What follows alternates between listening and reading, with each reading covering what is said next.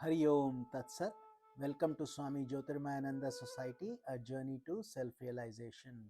Please subscribe for the mystical meanings and to enjoy daily satsang. We are currently exploring Srimad Bhagavad Gita, commentaries by my Guruji, Swami Jyotirmayananda Maharaj, narrated by myself, Swami Nikhilananda. We are currently on chapter number 6, Dhyana Yoga, Yoga of Meditation, and we will be starting Shloka number 21 in today's satsang. Lord Krishna continues with his divine wisdom to Arjuna. Sukham आत्यन्तिकं यत् बुद्धिग्राह्यमतीन्द्रियं वेति यत्र न चैवायं स्थितश्चलति तत्त्वतः.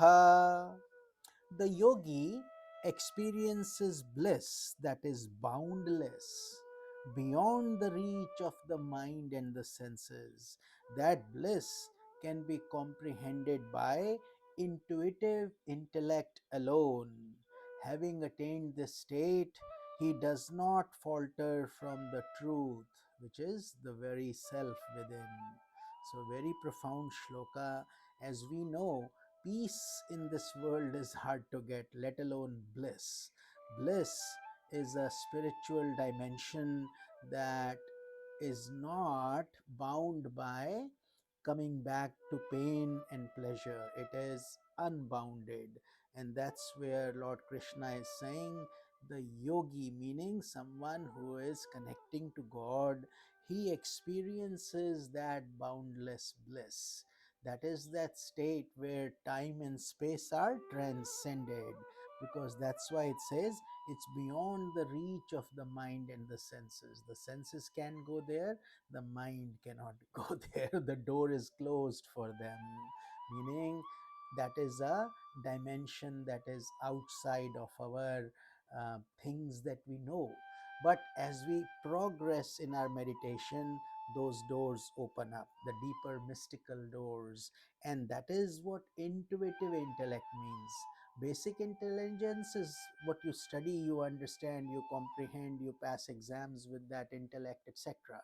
But this is intuitive intellect, which is known as pragya. It's this intellect that naturally the birds can migrate thousands of miles without a navigation system, and whales go through the ocean, etc. So that intellect we also have the capacity to possess, provided we are a yogi walking on this path. So once you attain that state, it is irreversible. Once the river merges into the ocean, it can't come out of it again. That part is part of the ocean. That's what God is explaining. Shloka number 22. Yam labdhva chaparam labham manyate nadhikam tataha yasmin sthito na dukkhena gurunapi vichalyate. Having attained this state, he realizes that there is nothing greater than it. And being established in this state, he is not shaken even when confronted with the deepest sorrow. This is why you see sages and saints are ever in bliss. The practical realities come, diseases come, old age comes, but they are out of that pleasure and pain concept or worries about death, etc. And this way, even the deepest of the sorrow cannot shake you. And this is that wisdom which comes through devotion and through being one with God. So there is no other way. We cannot fake it. We have to be sincere, we have to be regular, and we have to become one with God. That is what God is saying. But every sinner is a saint in the making. A journey to 1,000 miles starts with the first step. Therefore, once we make a resolve, God provides the rest. He gives us that assurance also. But We have to make that sincere attempt, that effort.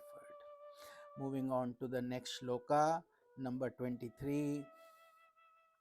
Tam vidyad dukha sanyog viyogam yoga sangitam sa nischayena yoktavyo yogo nirvana chetasa.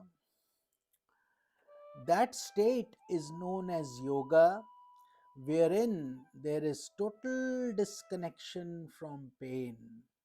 This yoga should be practiced with firmness and with an unwavering heart. So, very profound shloka, because this world is full of pain. Birth is painful, death is painful, disease is painful, old age is painful. Everything we struggle, and we think absence of pain is joy, but that's not the case. So, here God is saying, a yogi, once he is in that state, he is literally, he is so deep into that consciousness, into that atma, that he uh, is not, pain cannot touch him. He's outside of that, and that is a very deep meaning. Very few people get to that state, because of course this body is impacted by practical diseases, cough, and uh, accidents and whatnot. So that pain is there, but internally the yogi is so connected to the bliss of the self that this pain becomes immaterial or very minor compared to the bliss he is experiencing inside. So therefore God is saying it should be done with dhriti. Dhriti means with firmness and with unwavering devotion. We should not, many people just think of God during times of trouble. During times of joy they tend to party.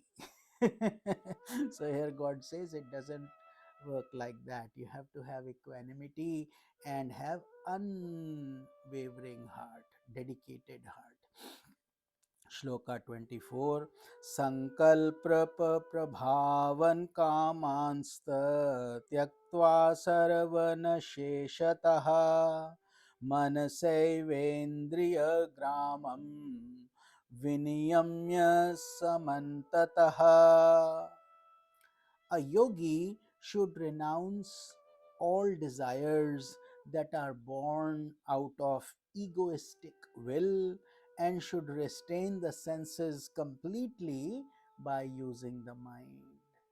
So, this is a preparatory stage in order to become a yogi, that God is saying, if you want to adapt this path, you want to experience bliss, you want to terminate the cycles of life and death, then you should renounce all desires, not just some desires, all desires, meaning all desires that will drag you into the world. You cannot literally take out all, because really, even desire to attain salvation is a desire, mukti is a desire, getting peace is a desire, but it is shubha desire or auspicious desire, and therefore they are aspirations. Those desires we should have. We should aspire to be blissful, to be happy, to be kind, compassionate, loving, etc., and to attain self realization. Those desires are not worldly desires, they are desires to take you out of the world process. So, this is where we have to understand, when Lord is saying all desires, he is basically talking about all worldly, rajasic, and tamasic desires. So then, if he can restrain, the next thing God says is restrain your mind. And because once you control the mind, the senses are automatically controlled. Otherwise the senses will go here and there and agitate you and throw you off your sadhana. You can lose lots of spiritual effort by a few days of slipping and letting the mind control, lose its control, and the senses take over. That is, each shloka is so deep. If you ponder over it, it can take a lifetime to practice. So we very quickly cover so many shlokas daily, but please understand take notes if you can, or if you are a deep student, to understand the mystical, deeper meaning, introspect it, and when you are free, review your notes. That way, it will come back to you, and then you will know which areas need more attention. This is a customized solution. No two people go through the same exact problems. So, moving on to shloka number 25, God says, शनैः शनैः रूपे मद्बुद्ध्या धृतिगृहीतया आत्मसंस्थं मनः कृत्वा न किञ्चिदपि चिन्तयेत्. With his intellect held firm, he should gradually turn the mind, chitta in this context, the mind, away from the objects of the world, and once he has directed it to the self, he should not think of anything else. So, God is guiding us, showing us the way how to meditate, how to do dhyana, which means he's saying, first of all, the intellect which makes the decisions, right or wrong, it is the your controller within. So first of all, it should be firm so it can guide the mind. The mind by itself is not firm.